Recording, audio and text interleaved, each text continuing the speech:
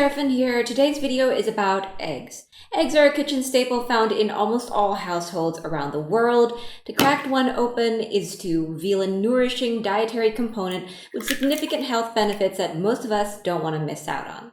This multi-purpose superfood is healthy, delicious, and of course a beloved ingredient in bread. We add eggs to our bread dough for the flavor, texture, nutrition, and their richness in fat. Especially when baking softer breads, eggs are practically unavoidable. We also use them as egg wash, brushed onto the surface of our bread to give us that slightly shiny golden brown crust through the Maillard reaction. To many bakers, this is an essential physicochemical reaction that amplifies the huge difference between the complex flavor of a properly baked bread and the rudimentary taste of a low-quality bread. It is benefits like these that make eggs so prevalent in bread recipes, but that's only the tip of the iceberg. We still have so much to explore on the science of eggs in bread. So today we're going to have another look at them. This time though, besides getting into their individual role, we're going to explore some of their interactions with other ingredients, along with how the egg yolk and egg white individually affect the dough. We'll also learn about the emergent properties that they reveal out of all these interactions. This is going to be an exciting journey that will surely boost our baking experience. To start with, let's briefly talk about the flour-water system that makes up the base structure of our bread dough. You're likely to be familiar with the gluten proteins, glutenin and gliadin, and how they hydrate in water, linking up to form chains of gluten that enable the dough to become elastic and extensible, while also trapping gases and allowing the dough to rise.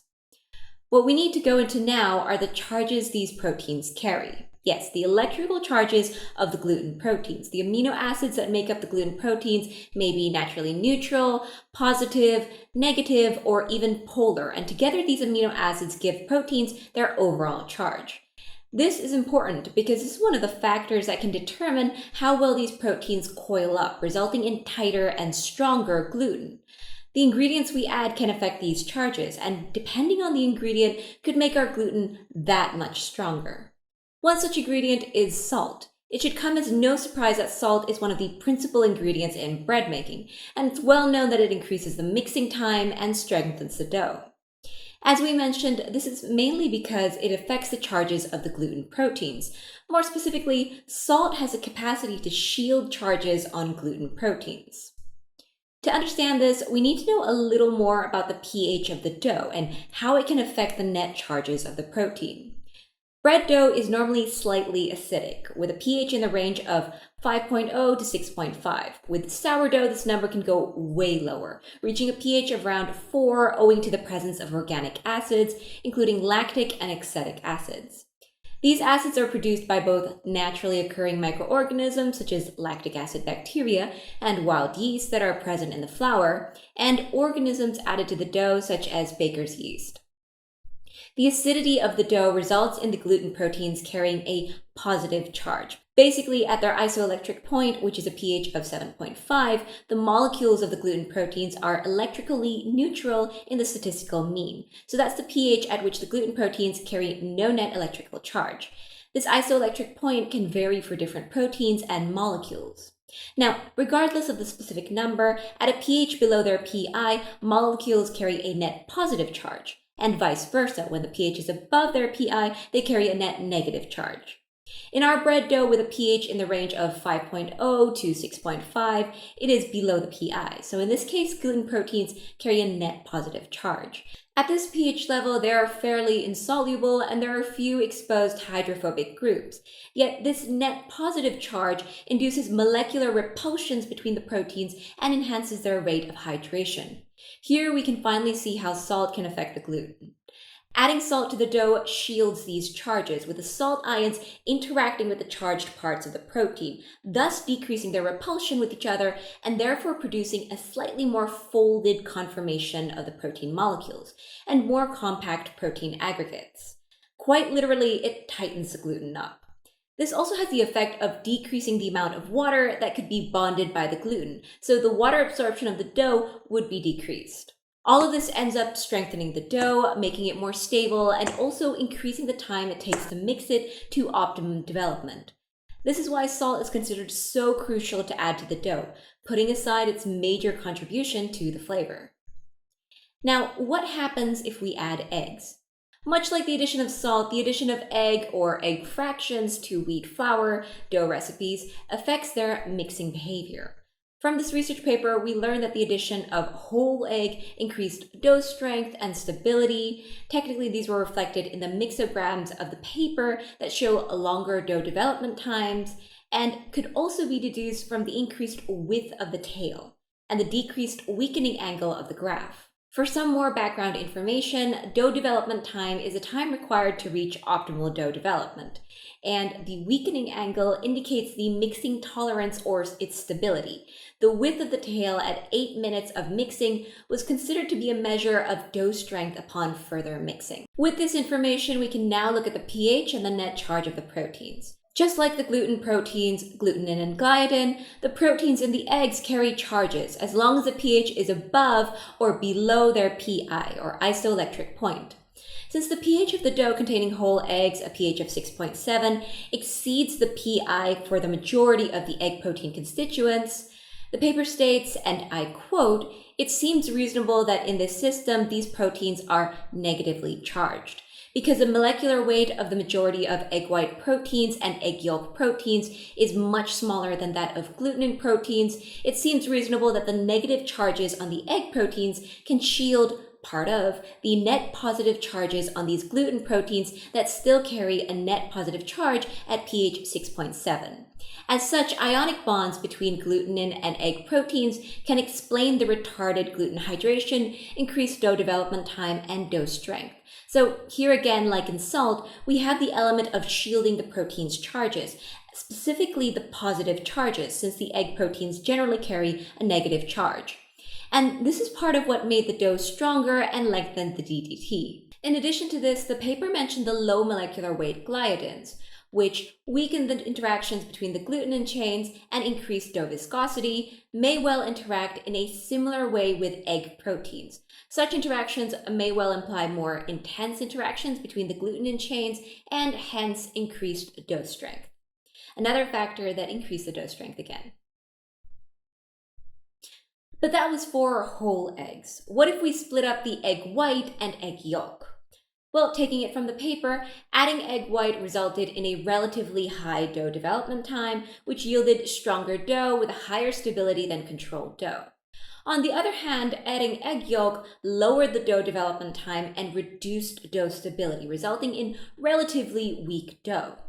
Interesting, isn't it? Egg white seems to make the dough stronger and give it a longer dough development time, whereas the yolk did the opposite, making the dough weaker, less stable, and the dough development time shorter.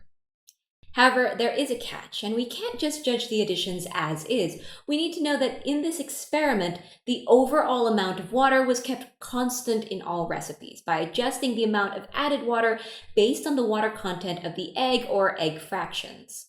So adding equal amounts dry matter implied that different quantities of egg white and egg yolk protein were present. Egg white has a protein content of around 10.7%, whereas yolk contains 17.7% proteins, both on an as-is basis, which on a dry matter basis corresponds to 89.3 and 35.4% protein, respectively.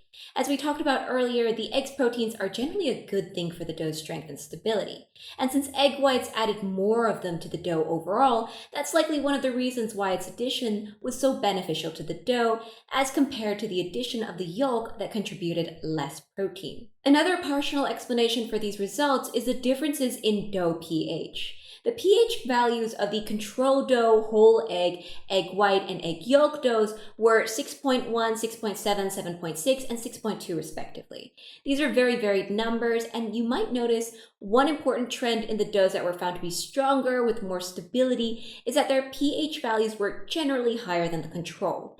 Indeed, quoting from the paper, Hosny and Brown postulated that when dough pH is increased from pH 4.2 to 9.3, the wheat protein chains carry lower charges and associate, hence yielding very strong dough that is quite stable when mixed beyond dough development time.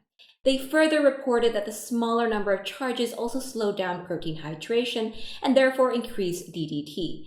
In line with these findings, dough prepared with egg white had the highest pH, developed slowly, and was very strong. In fact, if you remember, the pH of the dough with egg white added is 7.6, which is very close to the isoelectric point of the gluten proteins. This indicates that the gluten proteins carry little, if any, net charges in the system, as directly noted in the paper. So there's little repulsion between the chains of gluten, making the dough stronger, more stable, and also resulting in slower hydration and a longer DTT, even when compared to the dough containing whole eggs. This is a rather different situation than the dough containing egg yolk, where the pH was only 6.2, barely different from the control's pH value of 6.1. Adding to that, the proteins in the egg yolk aren't helping. Quoting the paper again, Nilsson et al. Listed theoretical PIs of the 12 most predominant egg yolk proteins, of which 8 out of 12 have a PI exceeding the pH of the dough containing egg yolk. It follows that the majority of egg yolk proteins have a positive charge in such dough and probably do not form ionic bonds with gluten proteins, but facilitate hydration of the latter, which decreases DDT, dough strength, and stability. Long story short, unlike with salt and the proteins in the egg white, the egg yolk's proteins in this situation don't form ionic bonds with the gluten because they are also positively charged. So they have the opposite effect of tightening the gluten and preventing hydration, ending up with less strength, stability, and a shorter DDT. We also can't neglect the other constituents of the egg yolk, the emulsifiers, and the lipids.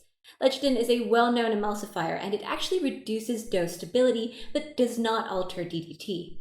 Naturally, the lipids or fats in the yolk can also influence the dough thanks to their interactions with the proteins, as any fat would.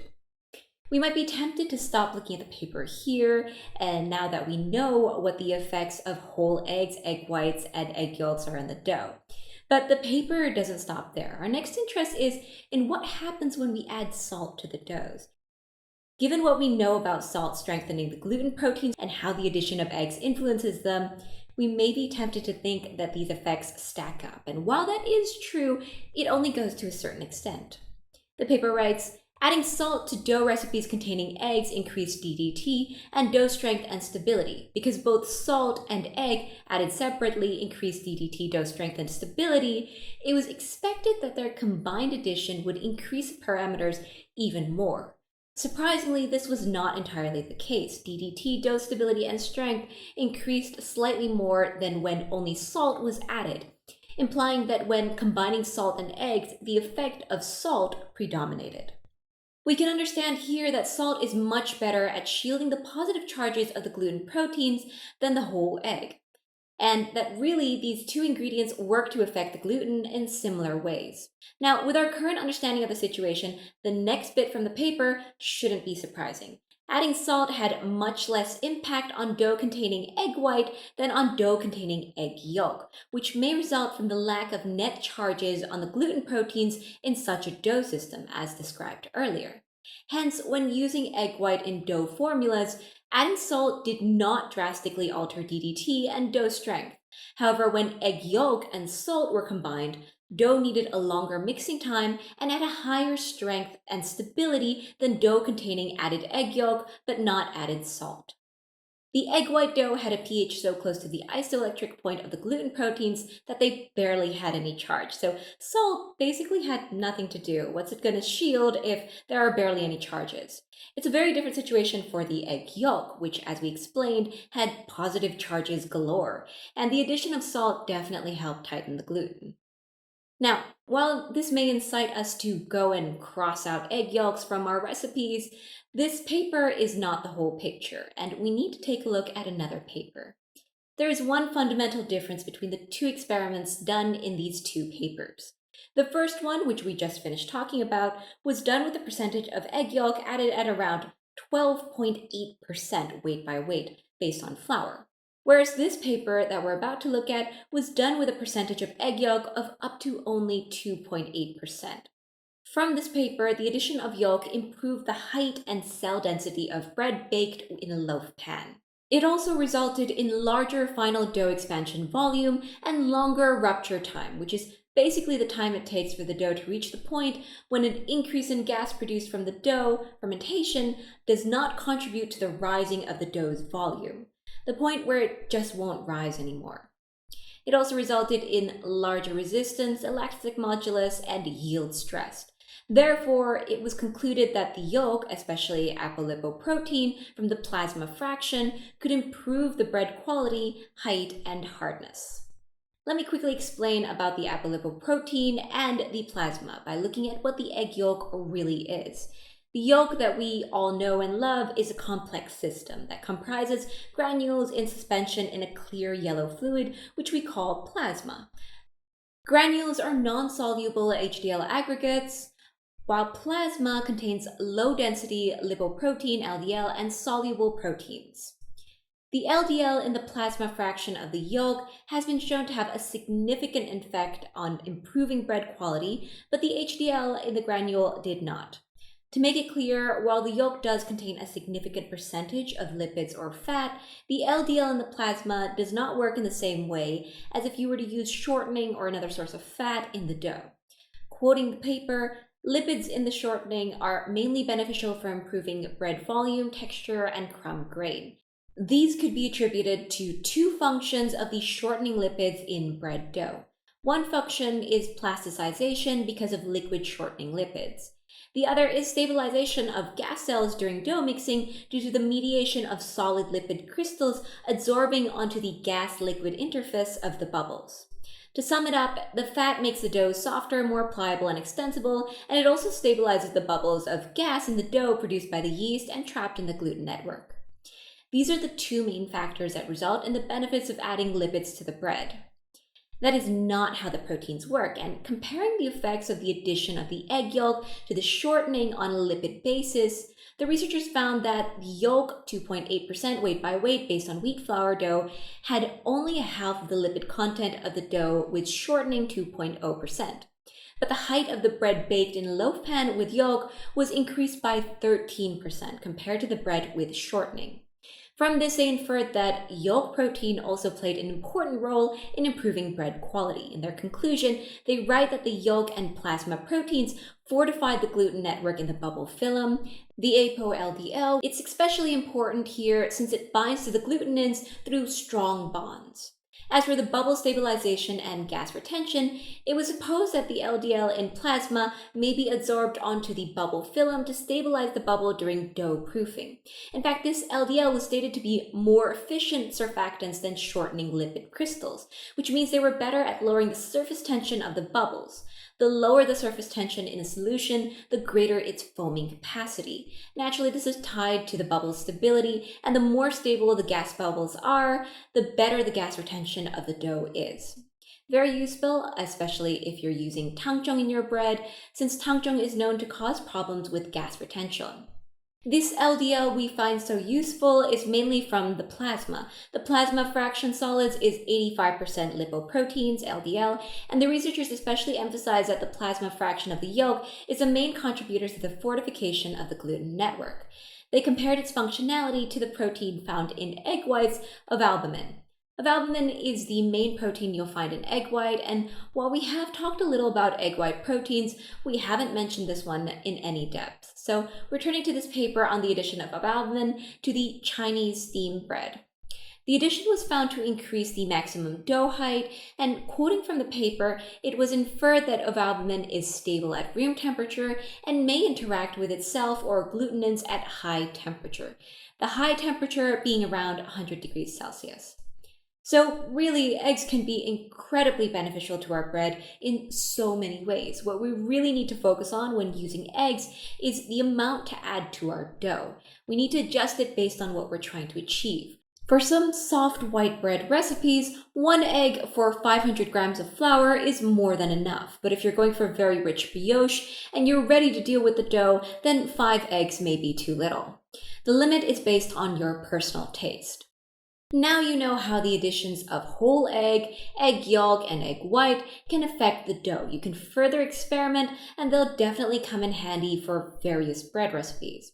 And actually, while we've limited our explorations into the contents of the egg, there is a paper talking about using egg shells to increase the calcium content of bread. Although I guess that's not for today.